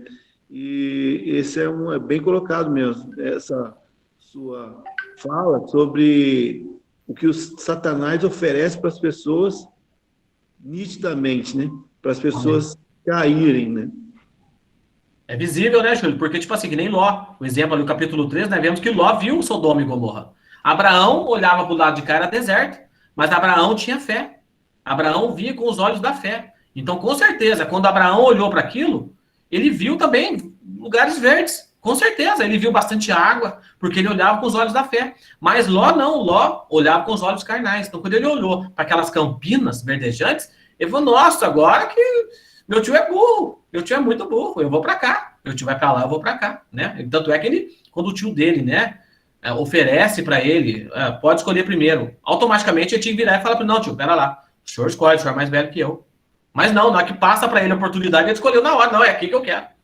É aqui que eu quero, aqui que eu vou morar. Então, Satanás, ele larga na frente por esse fato, porque as tentações de Satanás são visíveis. Você consegue enxergar. O que ele te oferece, ele te mostra. Tanto é que ele mostrou para Jesus. Ele levou Jesus naquele alto e falou, não, tudo isso eu te darei, se você se ajoelhar e me adorar. Né? Então, pelos olhos da fé, Abraão enxergou o quê? Ele olhou aquele monte de coisa seca, mas assim como os vales dos ossos secos, né? Assim ele olhou aquele monte de coisa seca e falou, não, aquilo ali vai dar, né, para me sustentar minha família e com a graça de Deus vai dar tudo certo. Enquanto Ló, com os olhos carnais, ele observou, né, a campina e foi para lá e deu no que deu. É o pecado, né? O pecado, ele é visível, né? Muitas vezes, irmãos, vou ser sincero para vocês, quantas vezes eu estou passando de carro assim, de longe eu já vejo uma mulher lá com uma roupa apertada, automaticamente eu já vi, né? Bom, porque é o seguinte, como a gente comenta, né? Um pássaro voar por cima da cabeça da gente, ele pode voar, né? Mas o problema é quando ele para fazer ninho. Não tem como você fazer um pássaro não voar em cima da sua cabeça. Ele vai voar em cima da sua cabeça. Mas quando ele para fazer ninho, poxa, se você deixar ele fazer ninho, você pode pegar e arrancar. Então é diferente. Então, você tá andando no lugar, irmãos, a gente é homem, ainda mais nessa época que nós estamos vivendo agora, é difícil. Você tem que tomar muito cuidado, é uma curva, sabe? A gente tem que estar sempre em oração mesmo, a gente tem que sempre pedindo misericórdia para Deus, porque nós estamos sujeitos. Pode ver aqui, a maioria dos grandes homens, né, da Bíblia, eles caíram por quê? Por prostituição contra as mulheres. A maioria de todos os homens, a maioria deles, foi por prostituição contra as mulheres, né? Então, a Bíblia, ela não foi escrita para a gente poder ler e ter como um livro de história, não. Para a gente usar ela como exemplo, né? Porque as pessoas inteligentes aprendem com o mesmo erro, com o seu próprio erro, né? Mas as sábias aprendem com o erro dos outros. Então, eu não preciso entrar na frente no caminhão para saber o que a pessoa vai sentir com o caminhão passar em cima. Amém, irmãos? Amém. Amém. A palavra de Deus diz para nós lá, irmão, em Mateus 26, 41, né, que vigiai e orai, que não caia a tentação sobre a sua cabeça, não é, irmão? Fugir da aparência do mal. Amém. Né? A gente tem que fugir da aparência do mal, que o mal está em todo instante, ele está, é o leão, né, ele está bramindo ali, buscando tragar você de qualquer maneira, né? Como o irmão mesmo falou que o rapaz estava em cima do muro lá, você ilustrou lá para nós lá, na quarta-feira, né? Uhum. Exatamente, o inimigo não está preocupado se você está em cima do muro, porque você já está do outro lado. É verdade. Então, a gente tem que tomar muito cuidado com isso, que ele conhece a nossa fraqueza e vai colocar diante de nós. Então, nós temos que nos desviar, fugir da aparência do mal. Amém. E pedir que o Senhor nos dê sabedoria para que nós possamos sempre fugir, para que possamos sempre estar com Ele. Então, você vê que interessante, a palavra de Deus diz fugir, né? Não é enfrentar a aparência do mal. Fugir. Foge. Você viu? Aquilo que aparenta ser um mal para você, foge. Escapa. Nós vemos lá o próprio rei Davi, né? Quando ele olha e vê Betseba, foram o quê? 10 segundos? 20 segundos, 1 minuto, não sei. Mas se eles ajoelhassem e falassem, meu pai, tira isso de mim. Olha como que a vida dele ia ser totalmente diferente. A vida dele, a vida de Davi, a vida familiar de Davi foi destruída ali. Os filhos, as filhas, foi destruído. Depois que aconteceu isso, que Davi cometeu esse adultério, né? E depois mandou assassinar o próprio Urias, a filha foi abusada por um filho. O filho mais velho matou esse filho que abusou da irmã. Amon, né? No caso, seria o filho Amon de Davi, abusou de... Como que é o nome dela? Eu confundo o nome dela, meu Deus do céu. O Devo, você sumiu aí, hein? Sumiu, tia? Sim, parece aí. Aí. Obrigada. Apareceu? Então, Amon abusou dessa filha dele, né? Tamar, perdão, abusou de Tamar, né? Absalão, sabendo disso, foi lá e matou esse filho. Mas tudo isso aconteceu depois que Davi cometeu isso. Tanto é que o próprio Naamã, né? O próprio... Não tá dando pra ouvir, tia? Tá bem cortado. Ele abriu uma brecha, né? Vocês estão conseguindo me enxergar, irmãos? Estou sim, senhor. Sim, enxergar, ouvir, tá tudo certo. Ouvir e enxergar, perfeito. Amém. Eu estava falando que até fugiu da mente. Eu tô vendo a senhora, viu, tia? A tia acho que está sem áudio, áudio. De mim sumiu, eu não sei, de repente. Agora ficou jóia, irmã. Eu tô vendo a senhora normal, tia. Estamos vendo a senhora e estamos ouvindo. O importante é você. Ah. Aí. Tá legal. Mas então isso daí dá eu quero te ver. Ah, tá. O próprio profeta Natan mesmo falou para ele, né, que a partir dali a vida da família dele seria destruída, né? E foi o que aconteceu. Deus perdoou Davi? Claro que perdoou. Vocês estão de dúvida. Mas as consequências aconteceram, né? Então foi destruída totalmente. Depois o próprio filho Absalão, né, vai tentar matar Davi, não consegue, morre, né? Matam. Abner mata ele. Joabe mata ele. Então, tudo em decorrência de um erro de Davi. E o próprio Jó mesmo fala em 31:1, né? Que ele fala que ele fez eu sempre gosto dessa passagem, né? Que ele fez um acordo com os olhos dele para não olhar para as meninas, né? Para as moças com olhos maldosos, né? Então, se Davi tivesse feito isso ali naquele momento, como que a vida de Davi teria sido diferente? Mas são momentos da vida da gente, né, irmãos? Então, cometeu. Deus perdoa? Claro que perdoa, mas tem consequências, né? Existem as consequências. Então, O Elber, ele colheu. quando que começou a falar, na hora que a tia Neia estava sumindo, alguém começou, eu estava longe aqui do vídeo, eu não vi quem foi. O Delfino, acho.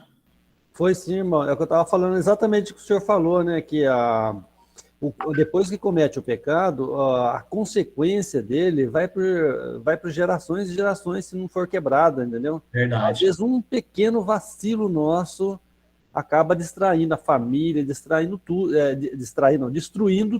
né? Então a gente tem que tomar muito cuidado, vigiar e orar mesmo. Tessalonicenses 5,17, né? Vigiar e orar todo o tempo. Amém. Porque o inimigo está aí, né? Amém. E um vacilo estraga tudo, né? Deus perdoa, mas a consequência é a mesma coisa. Um cara, ele mata, o Deus perdoa até o pecado dele ter matado, mas a consequência, ele vai ter que pagar um tempo na cadeia, preso lá. Por quê? Por causa do ato que ele cometeu. Amém. Nós temos que tomar muito cuidado com isso, que as consequências dói demais. E continuam, né? A palavra de Deus diz que quando um pai comete um pecado, né? E esse pai, ele não se arrepende, né? Então isso aí vai continuando na família. São maldições hereditárias. E muitas vezes a gente pode até ver, irmãos, pais cometeram um crime, o filho às vezes comete a mesma coisa, né? A mãe cometeu um crime, o filho às vezes comete, então são maldições hereditárias. É claro que o filho pode cometer uma coisa diferente do pai, sem de dúvida. Estamos sujeitos a isso, né? Mas são maldições hereditárias, né? Vão acontecendo, são certos tipos de pecados que a gente comete, o filho da gente comete, o outro filho vai cometer, são 4 gerações, até ser quebrada. A palavra de Deus diz, né? Que até ser quebrada essas maldições, que existem, são maldições hereditárias, isso existe, né? Passa até uma impressão de ser uma coisa, uma falácia, uma mentira, né? Mas existem maldições hereditárias que acompanham famílias, né? Na família da minha mãe mesmo lá, teve um tio que matou, teve um tataravô que matou um sobrinho. Depois, mais tarde, esse meu bisavô matou também o filho dele, sabe? E depois, mais tarde, um primo matou o pai. Então, foram acontecendo, sabe? Foram acontecendo na mesma família, sabe? Então, foram coisas que foram acontecendo. E não sei, até hoje eu não sei, eles moram lá em Lagoinha, e eu não sei como é que tá mais lá, né? E o que aconteceu? A recente, acho que foi em 2014, 2013, entraram na casa dessa minha tia e metralharam, acho que era o pessoal lá do Rio de Janeiro, sabe? E eles moravam em Lagoinha, entraram lá e metralhou todo mundo na casa, sabe? Eram 3 primos meus lá, que eu, de longe, né? Mas foram metralhados dentro de casa. Então, são maldições que continuam na casa, sabe? Continuou, então... Bom, a Bíblia fala sobre isso, né? A partir do momento que você se arrepende, certas coisas vão acontecer, mas a maldição é quebrada. A maldição é quebrada. Amém, irmãos? Amém, amém. Irmãos, eu vou acabar esse capítulo, tá? Eu vou acabar. E com certeza, o Kiddush, irmãos, a Santa Ceia eu vou deixar para semana que vem, porque ela é muito complexa.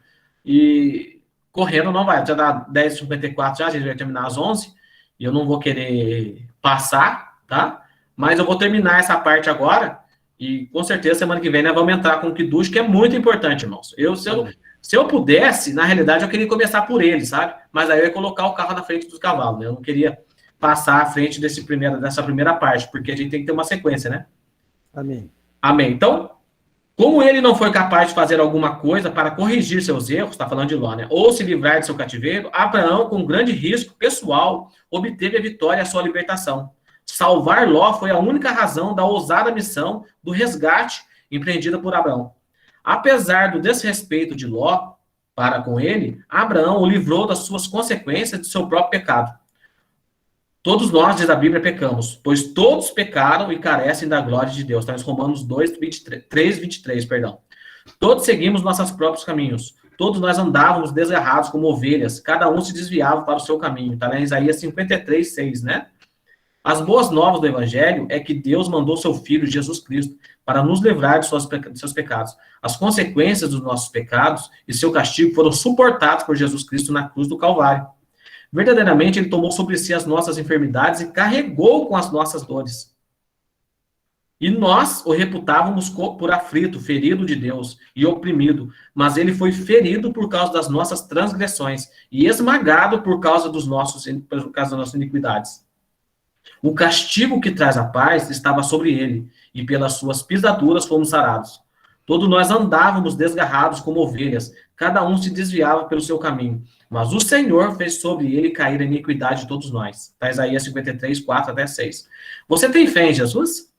Reconhece sua teimosia e obstinação e a sua necessidade de ser liberto do cativeiro do pecado? A missão de resgate de Deus foi bem sucedida. E seus benefícios são gratuitos a todos aqueles que creem na salvação somente em Cristo. Porque Deus amou o mundo de tal maneira que deu seu Filho unigênito para que todo aquele que nele crê não pereça, mas tenha vida eterna. Está em João 3,16. E não há salvação em nenhum outro, porque debaixo do céu não existe nenhum outro nome dado entre os homens pelo qual importa que sejamos salvos. Está lá em Atos 4,12. Porque o salário do pecado é a morte, mas o dom gratuito de Deus é a vida eterna, em Cristo Jesus, nosso Senhor.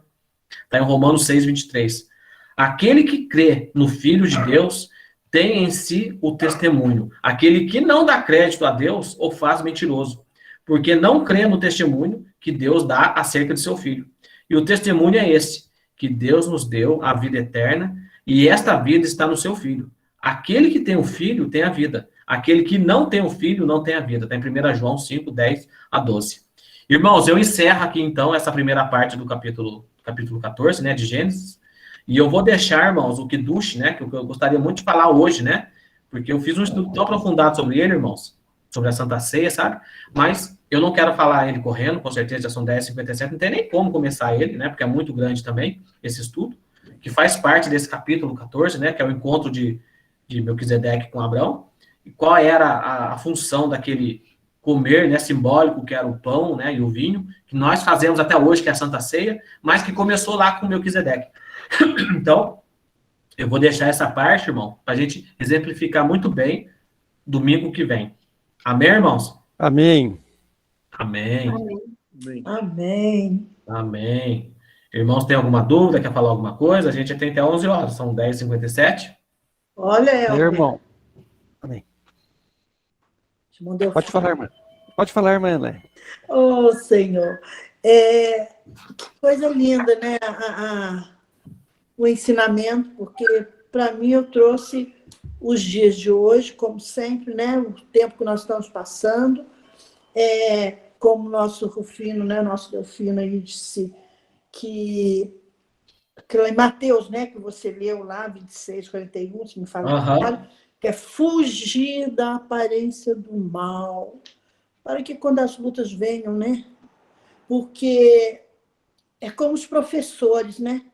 Vocês, professores, todos os professores aqui, precisamos, como hoje, estarmos atentos que nós estamos aprendendo, guardar, andar, conhecer esse Deus que foi colocado nessa manhã aqui, né? Amém. Aprendemos, seguimos, porque, como os professores, no dia da prova, eles ficam silenciosos, não é, professores? Dão as aulas, ensinam, abrem a mente. Olha, eu estou falando, como Deus estivesse falando conosco. Eu estou te ensinando nessa manhã como deve andar, como deve fugir do mal, como está sendo a nossa vida. Porque quando passarmos pela prova, como todos nós passamos, o professor vai ficar em silêncio. Verdade. E aí? Boa colocação, tia, verdade mesmo. Não é?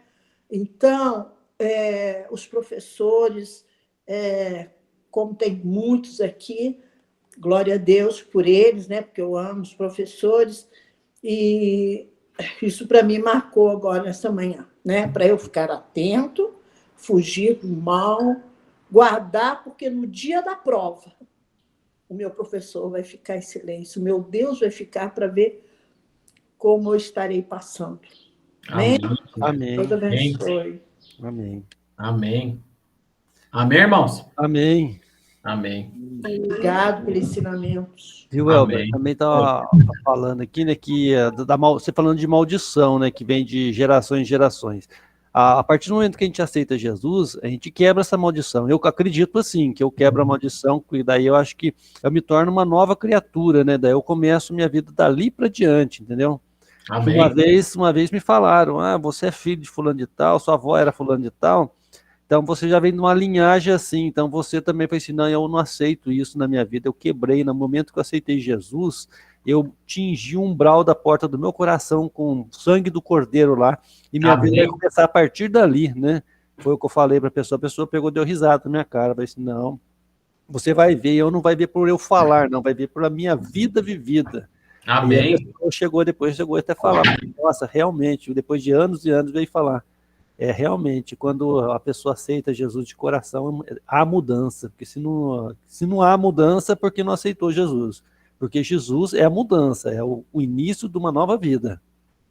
Né? Amém. E a gente quebra com o nome dele, a gente quebra toda a maldição. Pode vir de gerações e gerações, mas se você pega Jesus, com ele nós quebramos tudo que tem de ruim e de maldição que foi feito para a gente quebra no nome de Jesus. Né? Eu acredito que assim foi comigo. Graças a Deus, estamos aqui junto aqui, né, lutando com lutas, né? Porque nós moramos no mesmo mundo, né? Então nós ainda estamos aqui nessa terra, então nós estamos aqui com luta, mas eu creio que o melhor ainda está por vir por nós. Amém. Cristo Jesus. Amém? Amém. Amém. Amém, irmãos. Irmãos, alguém gostaria de fazer uma oração final para a gente? Os irmãos ficaram tudo quietos, a turma ficaram apaixonada pela oração da irmã Néia. É verdade. Verdade mesmo. É que é muita unção, né, irmão? A gente sente no coração, é benção, é gostoso demais. Amém. Mas se ninguém quiser... Apaixonado pelo Senhor Jesus, pelo Deus. Deus maravilhoso, né, irmão? Que muda, que vivifica a vida da gente, que dá um motivo a mais para nós podermos viver, né? Que mesmo diante de tribulação, a gente ainda fala assim, não, o Senhor está comigo, eu vou vencer, eu vou levar paulada, mas eu sei que o final, a vitória é minha. E vamos embora, vamos em frente. Amém. Amém. Amém. Vamos agradecer. Então vou agradecer, então. Não tem problema, irmã Néia? Mas, Senhor! Não, eu fico preocupado. Eu te amo também, meu irmão. Amém, glória a Deus. Vamos orar juntos. Amém, como é bom estarmos juntos na oração. Amém? Então vamos orar juntos, então. Vamos estar em concordância. Me abençoa. Né? E agradecer. Amém. Senhor Deus e Pai, te louvo, te glorifico e bendigo o teu nome, Pai. Agradeço por este momento que o Senhor tem nos preparado, por estar aqui, Pai, nos alimentando da Tua palavra, Pai. Obrigado pelos professores que têm trazido para nós, Pai, o conhecimento, Pai amado, por todos os professores desse mundo, Pai amado, que o Senhor também possa estar abençoando, abrindo o entendimento deles, Pai, para que eles possam pregar a Tua palavra, Pai, os Teus princípios, ó Deus maravilhoso, para os nossos alunos, nossos filhos, Pai amado, eles precisam conhecer o princípio de Deus, ó Pai amado, que eles possam aprender através da Tua palavra, através do livro maravilhoso que o Senhor tem deixado para nós, Pai, que é a palavra de Deus, a Bíblia Sagrada, Pai amado. Obrigado por este domingo, obrigado por tudo que o Senhor tem feito nas nossas vidas, os livramentos diários que tem nos dado, ó Deus maravilhoso, e nos guarde até mais à noite, Pai, num culto abençoado, que o Senhor vai se fazer presente também, novamente, para nos encher mais e mais ainda da Tua unção, do Teu poder, para que nós possamos estar fortes, para poder lutarmos neste mundo que jaz no maligno, Pai. Agradeço por tudo que tem feito em nossas vidas e por tudo que tem nos dado, desde já e sempre. Amém. Amém. Amém. Irmãos, eu espero todos, né, semana que vem. Então, só bem rapidinho, essa palavra kiddush, né, em hebraico, kiddush, muitas vezes nós usamos como kitut. Os irmãos já ouviram falar kitut, né? Um kitutzinho, kitut. Então, kitut vem de kiddush, né? Kitut vem de kiddush, né? Essa alimentação, que era alimentação feita de pão e vinho, né? Antes era um ato cerimonial, né, que era feito. Então, as pessoas acabaram usando kitut como no lugar de kiddush, né? Mas kiddush quer dizer santa ceia, quer dizer ceia do Senhor, né? Santificação. E nós vamos comentar, vai ser muito interessante, eu peço, né, irmãos, que vocês estejam todos aqui, né, porque é muito interessante pelo fato de nós fazermos, né, assim como o Melquisedeque fez lá com Abraão, nós também usamos fazer, né, uma vez por mês, nós fazemos também na nossa igreja. E o que é esse alimento dentro do nosso corpo, né, a internalização desse alimento, o que ele produz dentro do nosso corpo. Amém, irmãos? Amém. Amém. Irmãos, Deus abençoe a todos. Amém. Deus abençoe. Até mais à noite. Um domingo para vocês. Deus abençoe todos. Em nome de Jesus. Amém, Júlio. Bom domingo a todos. Bom domingo. Obrigada. Tchau, tchau. Tchau, tchau. Deus abençoe a todos, viu? Amém.